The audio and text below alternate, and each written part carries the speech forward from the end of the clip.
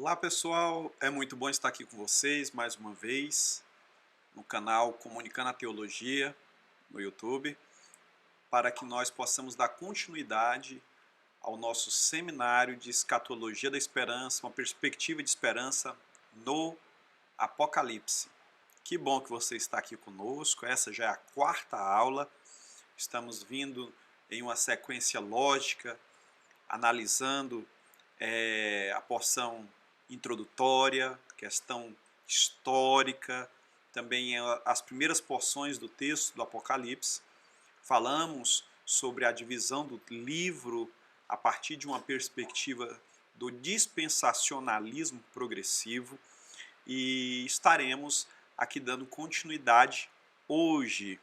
Mas antes disso, eu quero aqui mais uma vez me apresentar a você dizendo: meu nome é Joel Nascimento, sou teólogo, pastor aqui em Goiânia, Goiás.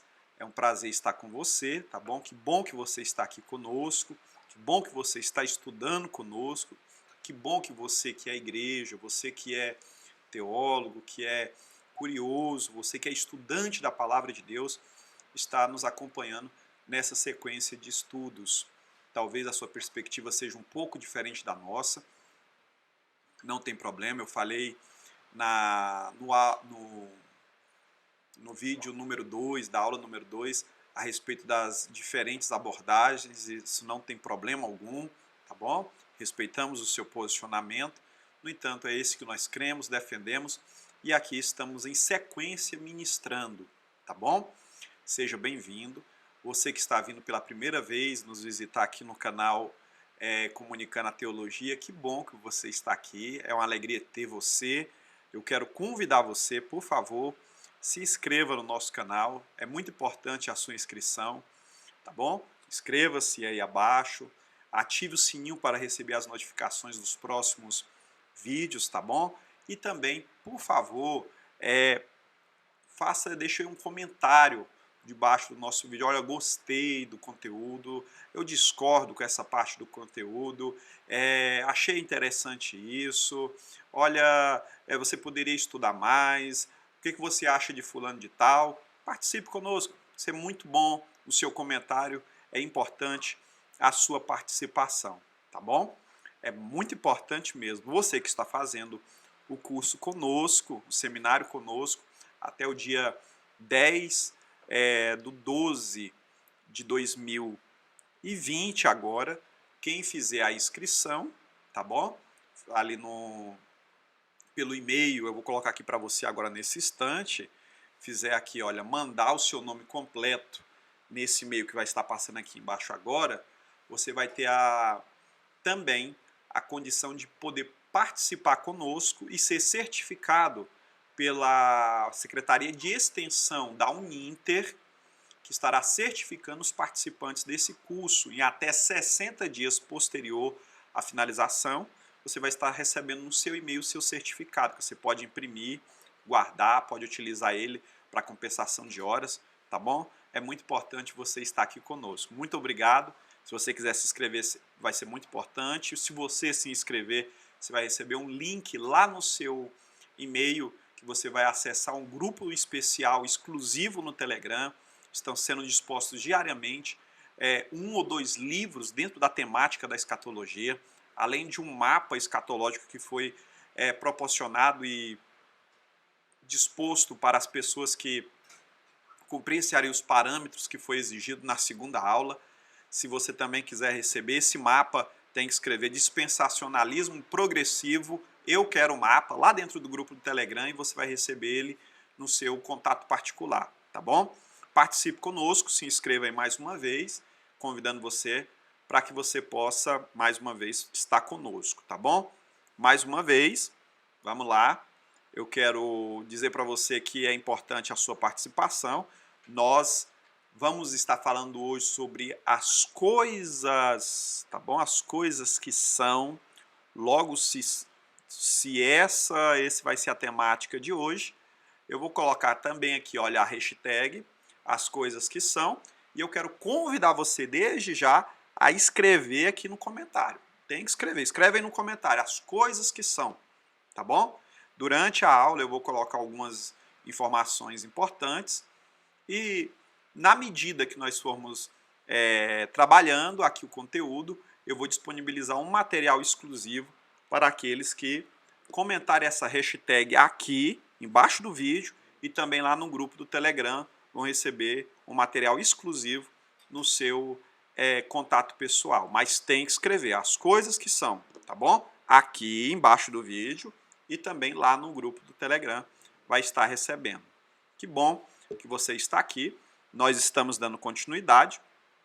Como eu já disse, falamos sobre as porções introdutórias do livro do Apocalipse, falamos sobre o contexto histórico, fizemos a hermenêutica da primeira porção dos textos do capítulo de número 1, fazendo ali uma abordagem direta, interpretando ali os pontos iniciais, está no vídeo anterior que você pode ter acesso aqui no nosso canal, tá bom?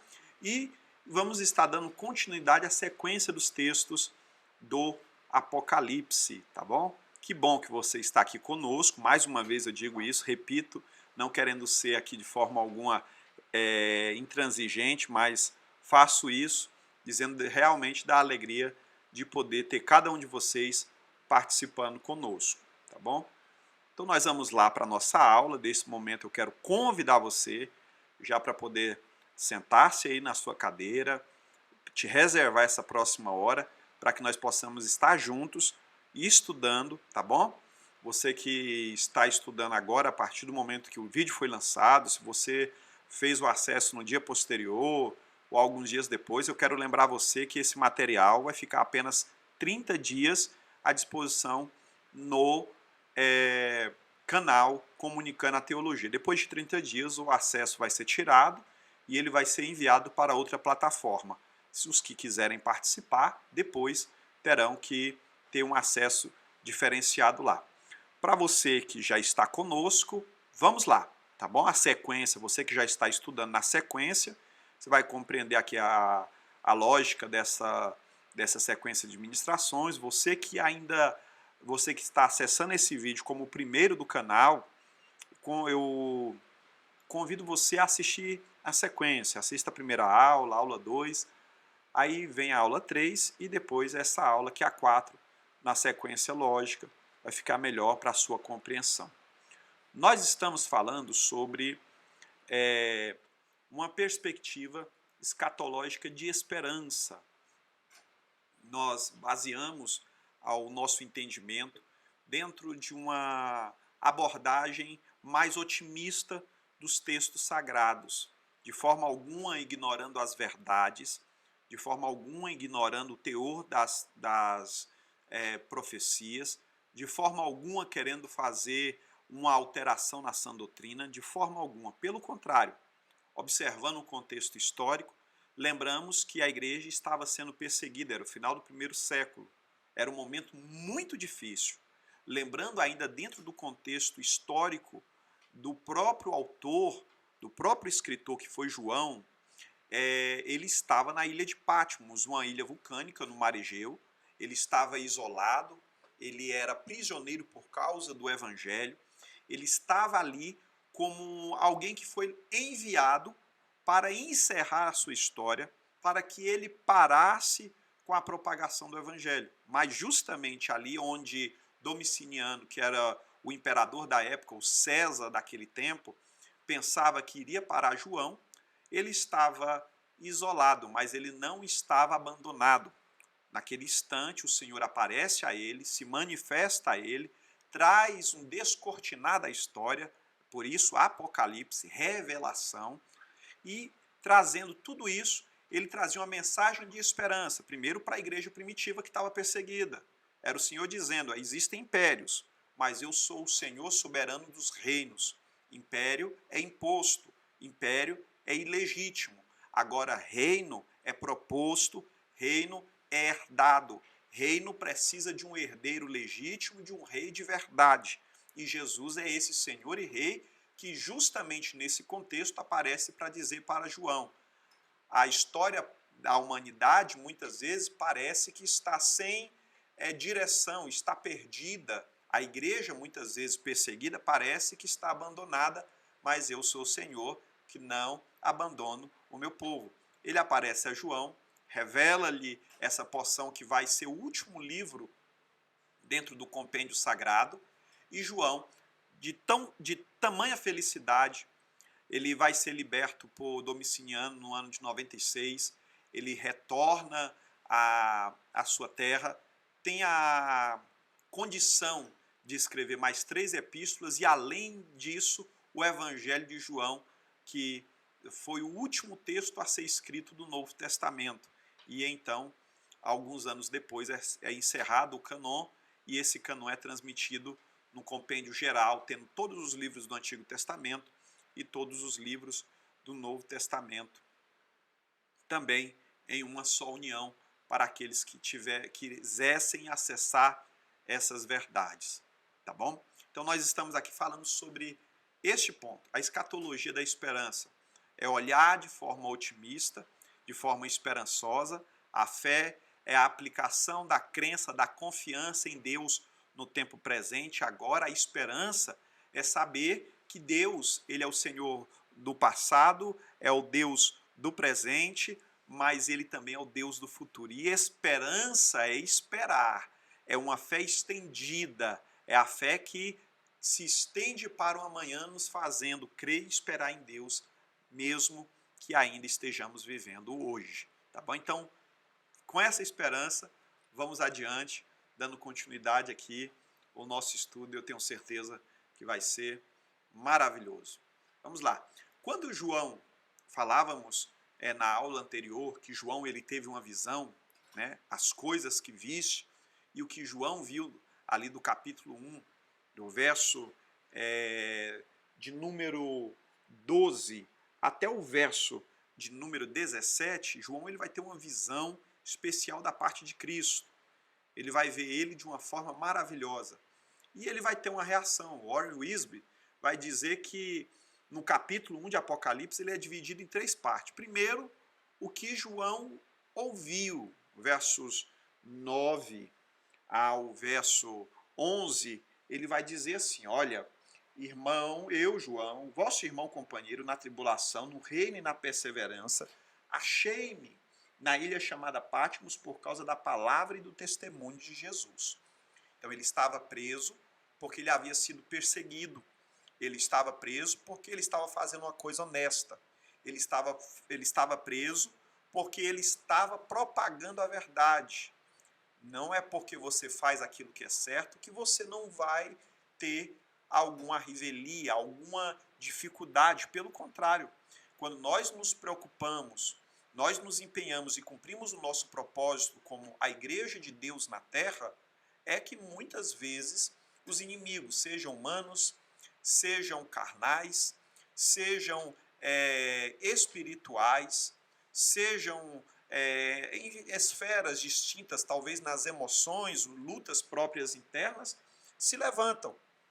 E é justamente no momento em que nós estamos agindo que vai acontecer. E João, nesse momento, ele ouviu o que? Achei-me em espírito no dia do Senhor, era um domingo, ele estava tendo uma visão, e ele ouviu por detrás dele uma voz como de grande trombeta.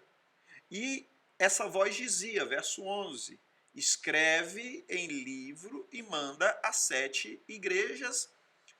E essas 7 igrejas, há aqui a distinção, Éfeso, Esmirna, Pérgamo, Tiatira, Sardes, Filadélfia e Laodiceia. Conforme eu disse e mostrei nos slides do vídeo anterior, da aula anterior, essas igrejas elas estavam exatamente em uma sequência lógica dentro do caminho imperial, onde corriam-se os correios, por isso as cartas enviadas, e ali João recebe o direcionamento para estender essas 7 igrejas. Eu havia dito lá na primeira aula que, por mais que essas igrejas recebessem o direcionamento dessas cartas a elas, aquelas 7 igrejas escolhidas a dedo, eram 7 dentre várias que existiam. Elas tinham características das quais o Senhor as escolheu justamente para fazer apontamentos morais e espirituais que também se alinham à nossa vida e à nossa realidade nos dias atuais, tá bom? E nós precisamos lembrar. Então, Warren Wiersbe diz que, na primeira parte, ele ouviu a ordem que foi lhe dada no dia do Senhor, em visão, naquele momento que ele estava preso, ele ouviu. Ele não só ouviu, mas ele também viu. Do verso 12 ao verso 16, ele vai ver o Senhor. Ele vai ver primeiro os candelabros, 7, e o verso 20 vai dizer que esses candelabros, eles representam a igreja, e aí ele vai ver os candelabros e, andando no meio dos candelabros, com aparência, com vestes brancas, com olhos de chamas de fogo, cabelos alvos como a neve, ele tinha os pés também como latão reluzido, reluzente, polido, no seu peito tinha um cinto de ouro, da sua boca saiu uma espada aguda de 2 gumes, e ele se apresentou como Senhor. Além de ouvir e ver, ele também fez. E aí o verso 17 e 18, ele diz, e quando vi, caí aos seus pés como morto. Nós vamos ver que em diversas porções bíblicas, quando houveram revelações divinas da parte de Deus, o Senhor Jesus Cristo se apresentou de forma especial. Os homens, a natureza humana, ela se prostra diante desta divindade, da autoridade, do poder, da essência que é transmitida através dele. Isso aconteceu com Isaías, no capítulo 6 do seu livro, quando ele adentra o templo e tem a visão do trono do Senhor, ele fica assustado, ele perde as pernas, ele perde as forças. Aconteceu com Ezequiel no capítulo de número 2, quando ele tem a visão espiritual. Aconteceu com os discípulos, quando eles tiveram a visão de Jesus transfigurado lá em cima do Monte Hermon. E aqui também acontece com João, quando ele vê, ele cai como morto, ele está ali no chão, prostrado, e de repente o Senhor, que é cheio de graça, misericórdia, quer se revelar, quer transmitir a verdade, ele quer que a gente ouça, ele quer que a gente veja, mas também quer que nós façamos parte daquilo que está sendo nos transmitido, ele quer que nós cumpramos o nosso propósito. É ele mesmo que se aproxima do homem, toca nele e diz, não temas, eu sou o primeiro e o último. Eu morri, mas estou vivo pelos séculos dos séculos e tenho a chave da morte e do inferno. Ele se apresenta a João como aquele que venceu. João se quebrantou, João se jogou, João ficou prostrado. Essa deve ser também a nossa reação diante da revelação divina. Essa deve ser a nossa reação diante da ação do Senhor. Nós precisamos buscar ouvir Deus.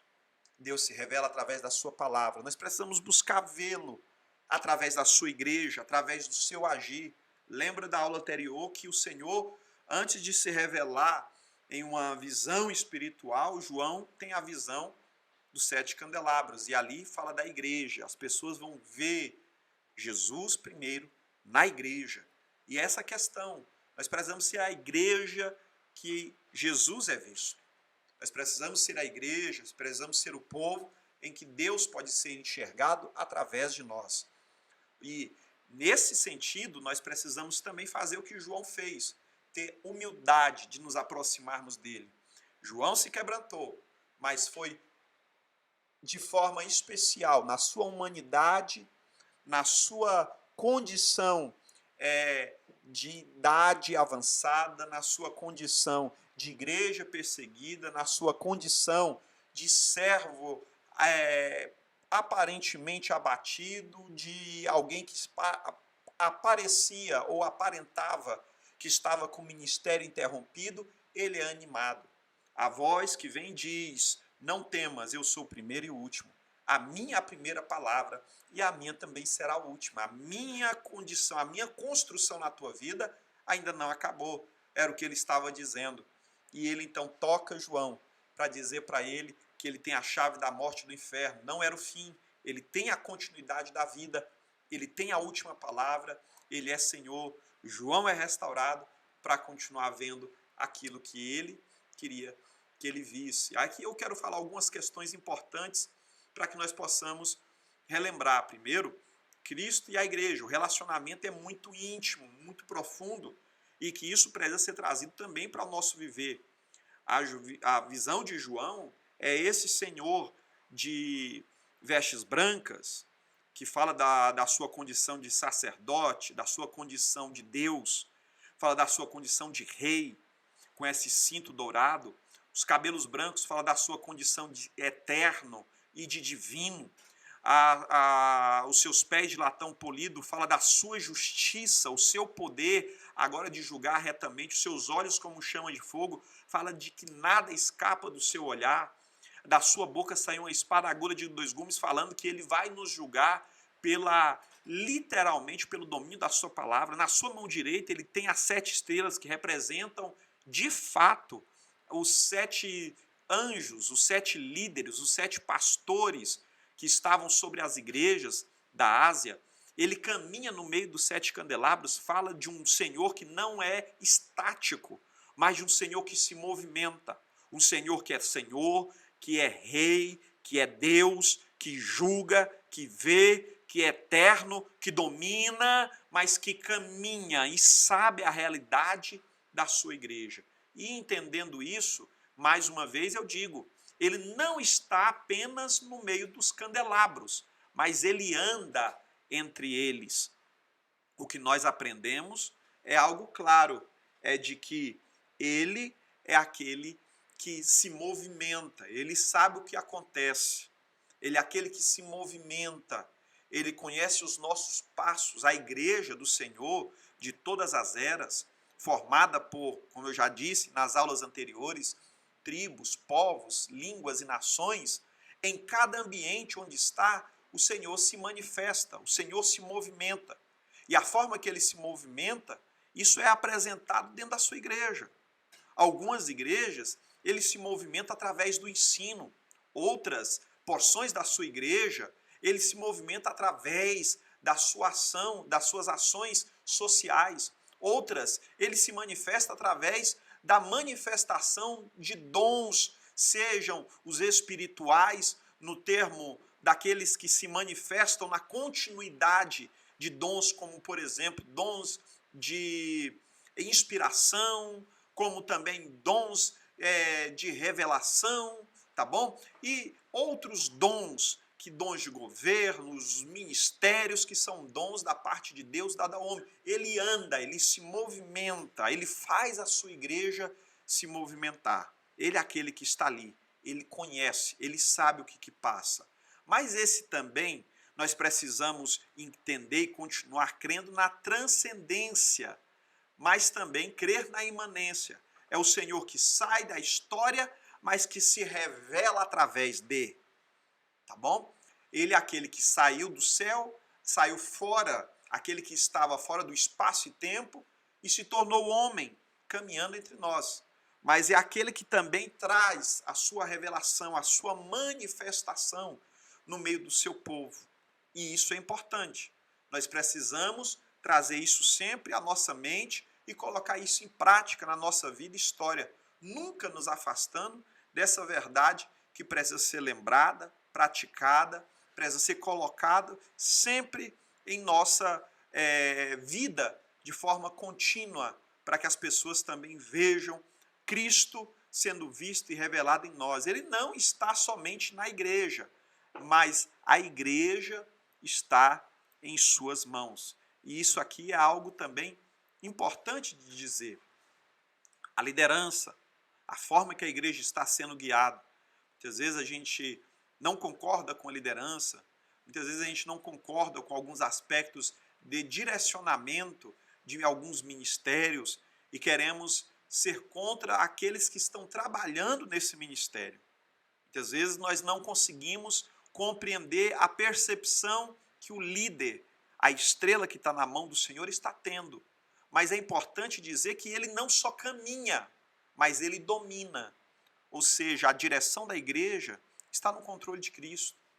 A igreja está caminhando, a igreja está agindo, A igreja está no controle dele e ele não perdeu o domínio de forma alguma, além de ser o Senhor de toda a vida e de toda a história, além de ser o soberano sobre reis, ele é o Senhor da sua igreja também.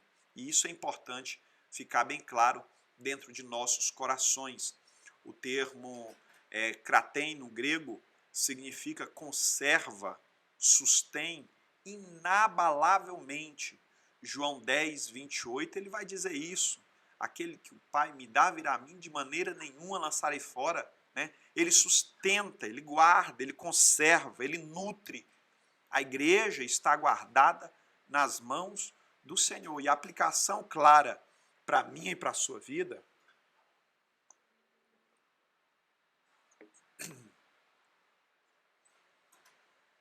é que o que nos conserva, quem nos conserva na fé, quem nos sustém inabalavelmente, mesmo em tempos de crise, não são aspectos meritórios pessoais.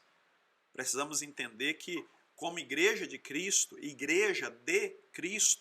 é Cristo que cuida, sustenta, conserva a sua igreja.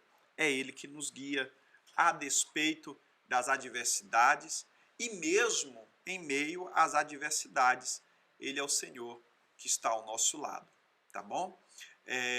William Barclay ele disse assim: a totalidade da igreja está em sua mão e Ele a sustém. Cristo não é o Cristo de alguma comunidade ou denominação, e menos ainda de alguma congregação em particular. Ele é o Cristo de toda a igreja. Não apenas a igreja num aspecto denominacional, é o que William Barclay estava dizendo. Ele é o Senhor de toda a igreja. Eu já disse em outros áudios, em outros vídeos, e retorno a dizer que, como Senhor da igreja, Ele é Senhor da igreja que foi salva nele, que o confessou como Senhor e Salvador. A igreja primitiva, os santos do passado, do que viveram no período veterotestamentário, e lhes foi imputado pela fé a salvação nele. Ele é Senhor da igreja que, ao longo das décadas, viveram nas mais diversas culturas, povos, línguas, tribos e nações. Essa igreja é formada por membros diferentes, que tem um só cabeça, e esse cabeça é o Senhor Jesus Cristo. Logo, nós precisamos entender que o nosso relacionamento com Ele precisa ser próximo, para que de forma alguma sejamos anômalos no nosso relacionamento dentro do corpo. Todo membro ele tem uma importância e ele precisa executar dentro do corpo aquilo que lhe é dado como propósito. Fazendo assim, nós trazemos saúde tanto para nós como membros, quanto para o corpo também, que precisa e necessita da nossa atuação, tá bom? De forma importante e especial. Vamos lá. Seguindo. Aqui nós vamos falar sobre, agora, as coisas que são. Apocalipse 1,19, mais uma vez, deixando claro para você, o Senhor disse para João, escreve aí as coisas que vistes, as coisas que são e as coisas que hão de acontecer depois dessas. Então o livro é dividido em 3 partes, 3 porções. Primeiro, as coisas que vistes, capítulo de número 1, tá bom? É a visão do Senhor Jesus aparecendo para ele, dando para ele o direcionamento da continuidade ou do que ele precisava ainda cumprir no seu ministério diante daquela igreja que estava sendo perseguida ali no final do 1º século. Deixando isso aqui claro para você, eu quero ainda também trazer a você que o Senhor disse para ele que era necessário que ele escrevesse as coisas que são. Ele viu e agora ele vai escrever as que são. As que são foi para quem? 7 igrejas dentro da Ásia. Embora houvessem mais, ele escreve para 7 específicas por causa das características ali presentes dentro daquelas igrejas. E o Senhor faz porque ele quer trazer a memória daquele povo, a exemplo também daquele povo para a sua igreja em todas as eras posteriores àquela, ensinos espirituais e verdades também e ensinos morais para que nós possamos tomar, aprender, entender e praticar na nossa vida. As coisas que são. Então, primeiro ponto, A primeira dessas igrejas foi a igreja de Éfeso, que foi fundada pelo apóstolo Paulo. Teve também João como seu pastor. E um dos discípulos de João, que vai ser considerado um dos pais da igreja, Policarpo, também veio ser pastor dessa igreja. Antes de João, teve Timóteo, que também pastoreou a igreja de Éfeso. Então teve Paulo, teve Timóteo, teve João, todos homens daquela primeira, embora que Timóteo fosse discípulo do discípulo, foi alguém que foi ensinado aos pés de Paulo, instruído. Paulo e João receberam verdades do próprio Cristo e trouxeram para essa igreja. O nome Éfeso foi importante, ganhou notoriedade no tempo antigo, especialmente por causa da deusa em que eles adoravam, a Diana dos Efésios. Inclusive tinha um grande templo que foi erguido a ela, em homenagem a essa deusa, em adoração a essa deusa, e diante do contexto tanto histórico quanto o contexto espiritual, o Senhor manda que João escrevesse também a igreja de Éfeso, igreja que teve Paulo como fundador, Timóteo também como pastor, João que já foi como pastor. Ele escreve a esta igreja. Olha só, Éfeso era a cidade mais rica da Ásia Menor, justamente naquele primeiro tempo. Ela era chamada de a Feira das Vaidades e a Luz, né, da Ásia, por causa justamente da opulência que aquela cidade vivia. É interessante entender que naquele período do primeiro século, a cidade que vivia o afã da glória, da fama, buscando esse engrandecer do homem, eles construíram um teatro para 24 mil pessoas no primeiro século. No final do primeiro século estava construído.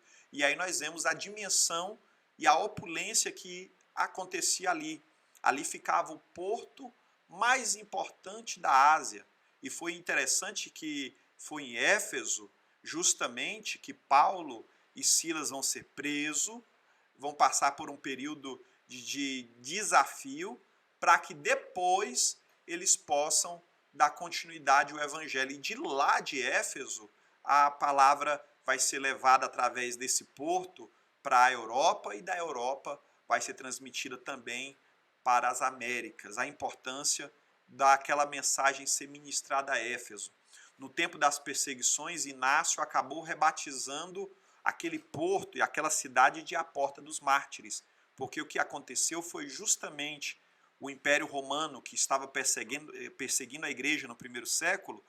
Eles vão prender os cristãos que estavam em todas as porções do império, as partes, as cidades, as extremidades do império, e vão enviar para Roma. E para poderem ir para Roma, eles pegavam navios que iam até Éfeso, e de Éfeso partiam para a capital do império.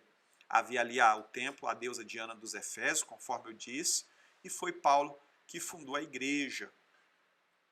E aí, a igreja que teve Paulo como fundador, Timóteo como pastor, João e Policarpo, foi uma igreja que foi muito bem ensinada, foi uma igreja que foi muito bem instruída, uma igreja que vivia numa realidade de uma cidade que passou por perseguição, passou por desafios, uma igreja que viveu no meio de uma cidade onde que a opulência, a busca pela fama, se houvesse naquela época já redes sociais, essa era a cidade que estaria em voga, e as pessoas, os efésios, seriam as pessoas que mais teriam seguidores em suas redes sociais.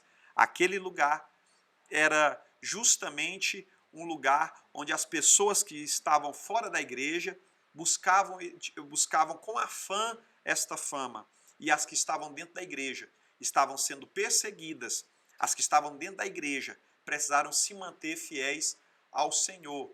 E aí, o significado do termo Éfeso significa desejável. O William Berkeley vai dizer que Éfeso era a maior mais rica e mais importante cidade da Ásia Menor. Como já disse aqui, ela era chamada de a Feira das Vaidades.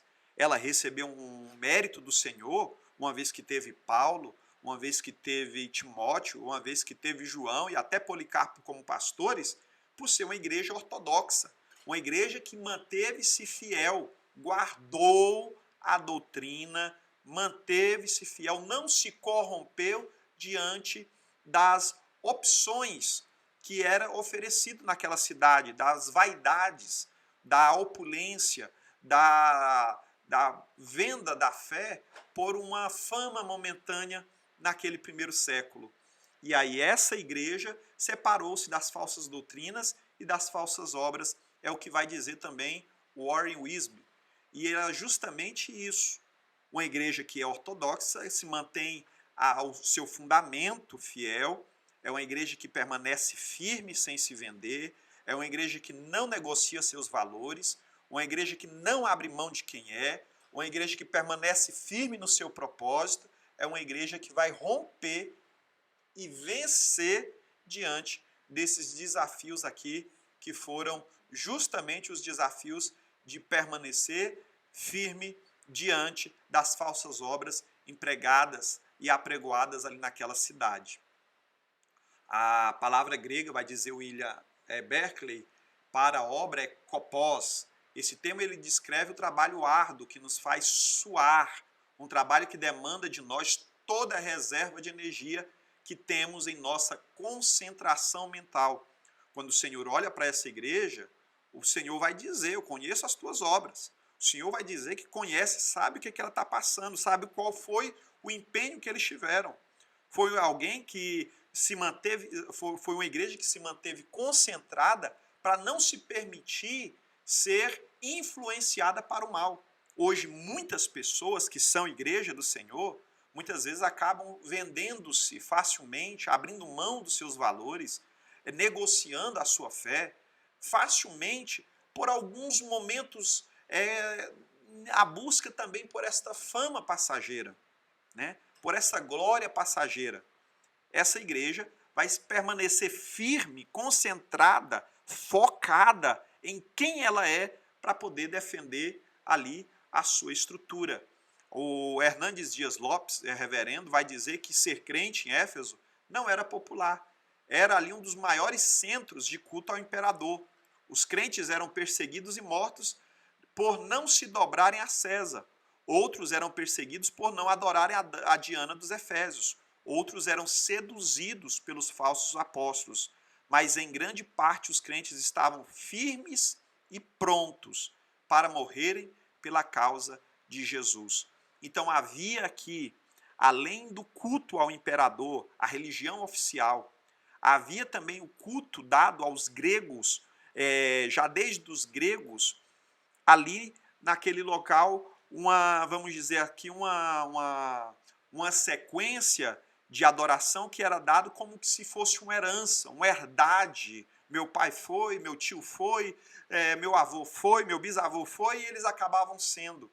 O desafio deles, a religião imposta, o desafio à religião hereditária, o desafio à sedução dos falsos ensinos, mas ainda assim a maior parte daquela igreja, quando o Senhor olhou para ela, ele disse, eu vejo que permaneces firmes. A palavra do Senhor para ela, ele diz, eu conheço as tuas obras, eu sei do teu labor, da tua concentração, do teu foco, da tua perseverança. Ele vai dizer que não pode suportar os maus.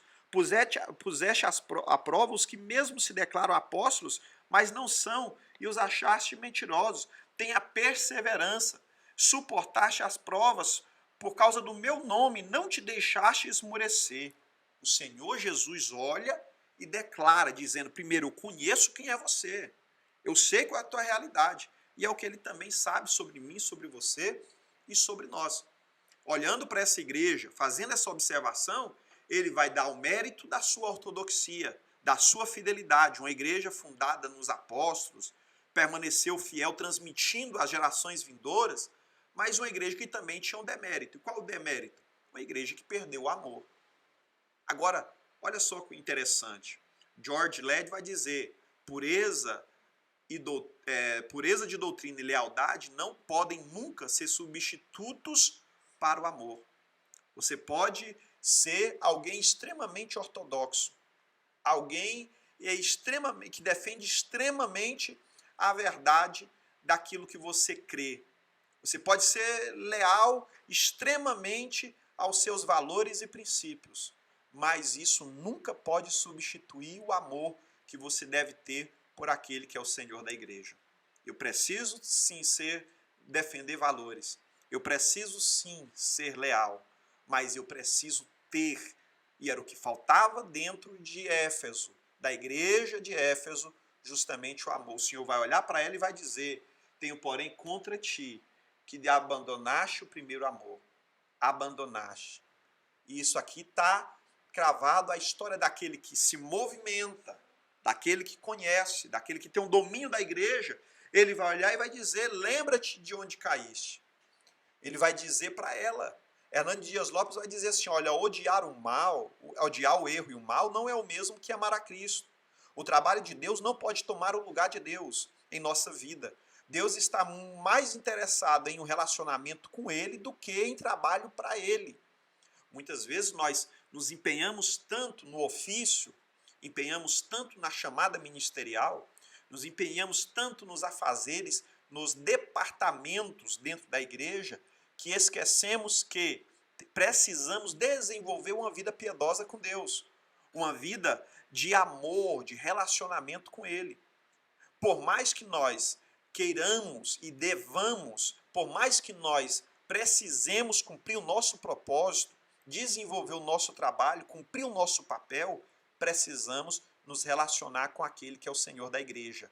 O texto vai dizer que ele é aquele que caminha, verso 1, que é aquele que caminha no meio da igreja, lembra disso? Ele é aquele que caminha, ou seja, aquele que sabe o que está acontecendo. É aquele que tem as estrelas nas suas mãos. É aquele que conhece a história. Ele diz: eu conheço as tuas obras, eu sei quem você é. Profundamente eu sei onde está seu erro. E eu estou te chamando para o acerto. Foi isso que ele fez com aquela igreja. E é importante dizer que, às vezes, uma pessoa que se relaciona ao exemplo da igreja, que é a noiva e ele, que é o noivo, a igreja que é a esposa e o Senhor Jesus, que é o esposo, é importante dizer que, muitas vezes, alguns relacionamentos passam anos a esposa cumprindo seu papel, fazendo tudo que é bom dentro da sua casa, lavando tudo, organizando tudo, mas por falta de relacionamento com o seu marido, faz por responsabilidade e obrigação, mas já não tem o amor. E aqui, nesse instante, ele chama esta igreja, ele chama a esposa para se relacionar com o esposo. E aí a promessa para esse é: quem tem ouvidos, ouça o que o Espírito diz, porque ao vencedor dar-lhe-ei que se alimente da árvore da vida que se encontra no paraíso. Lembra que eu disse na segunda aula que essa verdade, a verdade do texto apocalíptico, se conectava com todos os textos passados, com todo o texto do cânon sagrado? Aqui é uma referência literalmente àquilo que o homem perdeu, em primeira instância, lá no Jardim do Éden, perdendo a comunhão, afastando-se por ter errado, pecado. Ao vencedor, a primeira promessa é dada que aquilo que o homem perdeu lá no começo, aquele que for fiel vai receber do Senhor a partir de agora. Que nós possamos despertar esse desejo, esta integridade, que nós possamos despertar essa fidelidade para com Deus e possamos servi-lo com amor, possamos sermos sim fiéis aos valores doutrinários, sermos leais a Ele e ao trabalho, mas que o amor à obra de Deus, em especial ao próprio Cristo, e isso é expresso no nosso relacionamento diário com Ele, uma vida de piedade, oração, leitura da palavra, a prática de boas obras, o cuidado com o próximo, tá bom?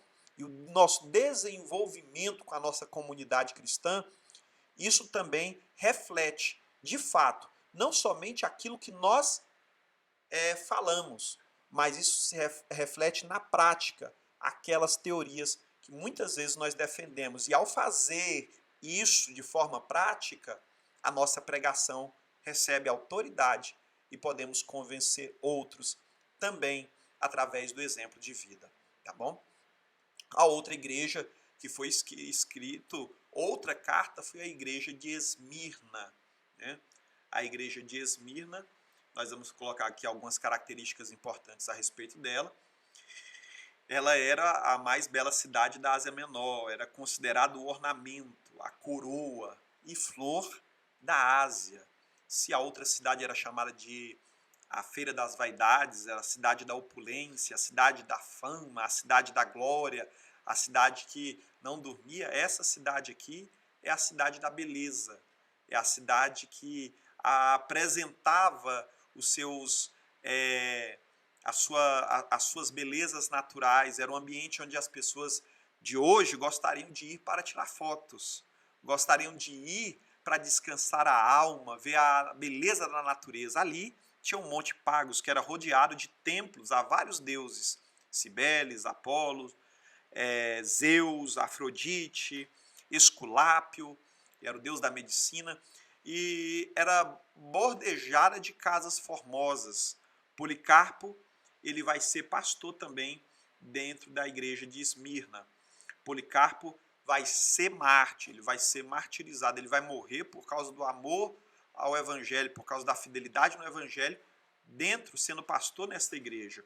E aí nós vamos ver que o significado de Esmirna, Esmir, é amargura, né? Esmirna vem de mirra, uma erva amarga, portanto o nome da cidade é um nome bem próprio para uma igreja que estava sofrendo perseguição, é o que vai dizer o Warren Wiersbe. E justamente nesse tempo, nós precisamos trazer à mente, guardar aqui no nosso coração, o que essa verdade também diz. Era uma igreja que tem as suas características como igreja do Senhor, se ele escreve para ela tendo as suas falhas, ainda assim é a sua igreja. E sendo igreja do Senhor, não estava isenta, imune às adversidades e às perseguições. O que nós vemos em tempos modernos e pós-modernos, e que muitas vezes é influenciado, essas influências acabam sendo trazidas para o meio espiritual, é que uma igreja de Jesus ela não pode passar por dificuldades. Isso não é um fato. Isso não é algo que é corroborado pelas verdades históricas e sagradas. Pelo contrário, ao olhar a história de muitas igrejas, nós vemos que essas igrejas passaram por dias difíceis e desafiadores, tal qual passou Esmirna. O mérito que ela tinha era que era uma igreja rica. Eu vou ler com você. Olha só, o anjo da igreja de Esmirna escreve estas coisas. Aquele que diz, o primeiro e o último, aquele que esteve morto e voltou a viver.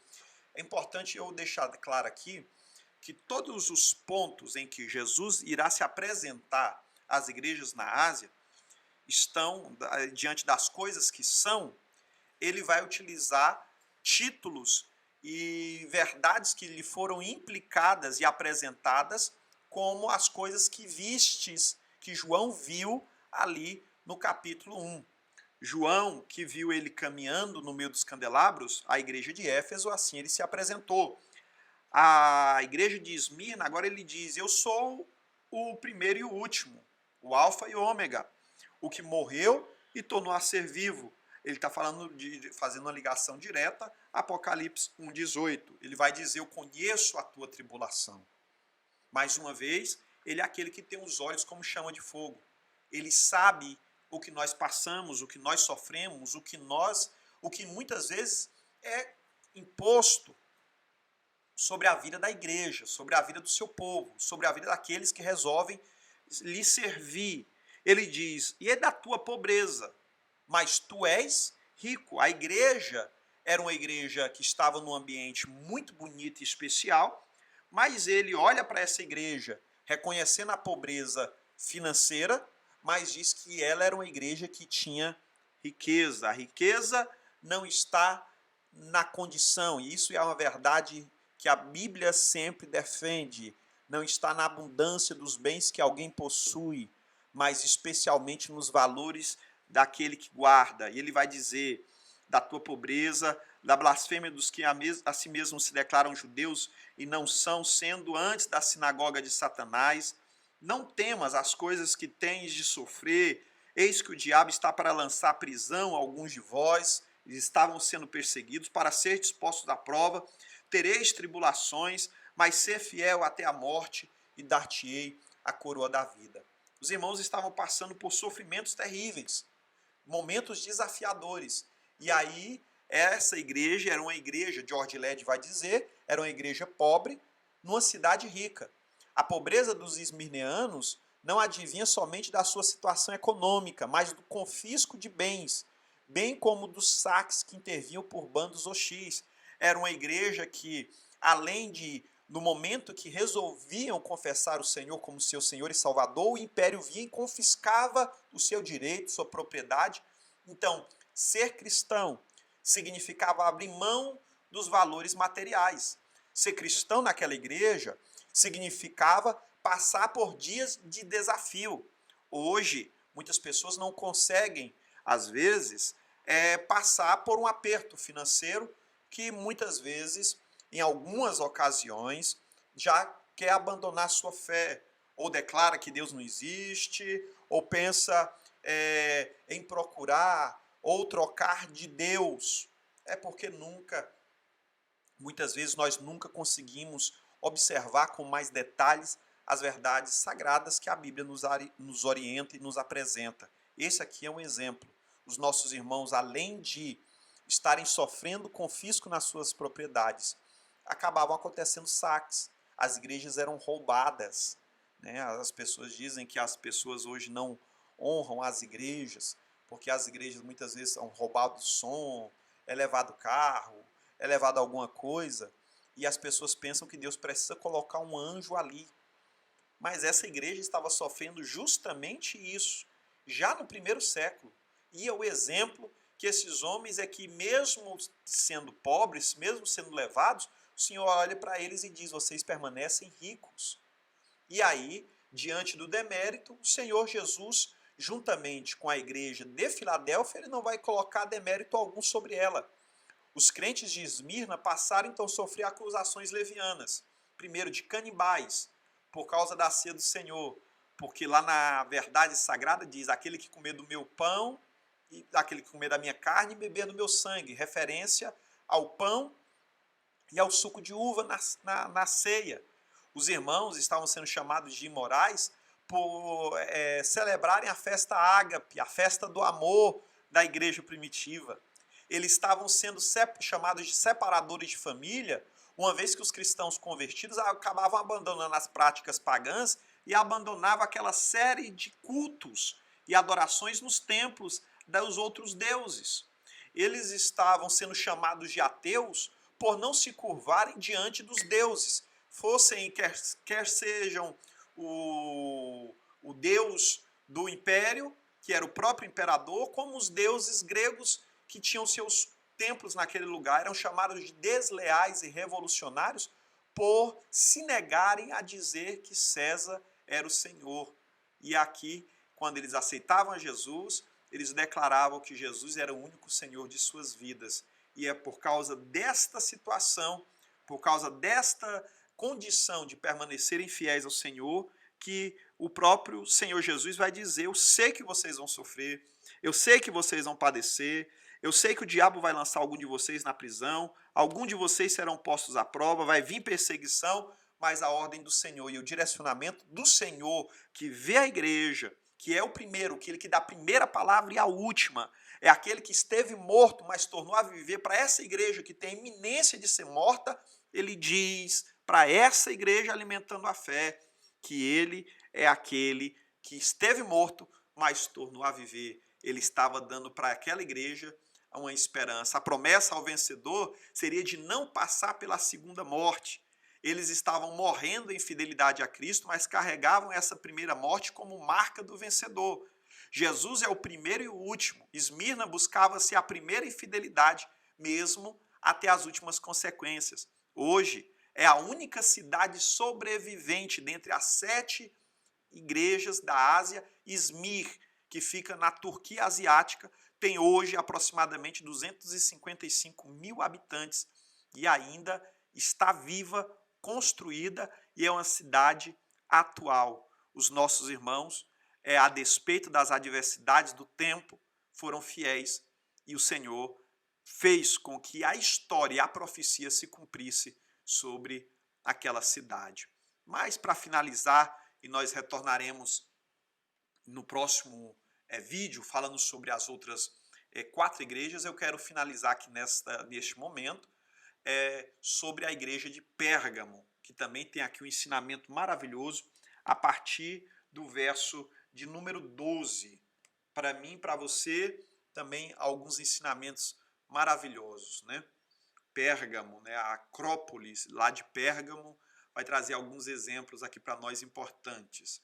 Pérgamo, primeiro, era a cidade mais importante da Ásia. Olha aqui para você entender. Durante quase 400 anos, ela foi a capital da Ásia. Pérgamo se ergueu como capital no período grego. Lembrando que agora era o Império Romano e o Império anterior, ali no terceiro século antes de Cristo, se levantaram os gregos. E aí, durante quase 400 anos, ela se tornou capital do Império. Ela possuía sua famosa biblioteca com 200 mil pergaminhos. É importante dizer que Eumenes, o rei de Pérgamo, no terceiro século antes de Cristo, resolveu transformar a biblioteca na maior do mundo e trouxe Aristófanes de Bizâncio, lá de Alexandria, para justamente montar essa biblioteca. E aí o que aconteceu foi que Ptolomeu, o outro dominador grego que estava em Alexandria, ele não quis que a cidade perdesse a condição de ser dominadora da maior biblioteca do mundo. Então ele embargou o envio de papiro, que era o papel da época, que era tirado de uma casca de árvore do Nilo e era transformado nas folhas que eram escritas. E ele embargou o envio de papiro para Pérgamo, e aí, de Pérgamo, eles inventaram uma folha de couro alisado chamado pergaminho. Então, o termo pergaminho veio de Pérgamo, que era um material mais resistente do que o papiro, que era pergaminho, couro de animais. Eles gloriavam-se do seu conhecimento e da sua própria cultura também. O significado da palavra Pérgamo é casado. E aí a palavra que significa casado, a igreja precisa se lembrar que ela está comprometida com Cristo e precisa se apresentar como uma esposa santa, pura e incontaminada. Olha o que ele vai dizer ao anjo da igreja de Pérgamo. Estas coisas diz aquele que tem a espada afiada de 2 gumes. Lembra lá, viu? Ele está falando, fazendo uma referência, mais uma vez, ao capítulo de número 1, as coisas que vistes. Ele é aquele que tem também esse título lá no verso de número 16, a espada afiada de 2 gumes, a palavra, tá bom? A última palavra, o mandamento fiel e verdadeiro. Ele diz, conheço o lugar que habitas, onde está o trono de Satanás, que conservas o nome e não negaste a minha fé.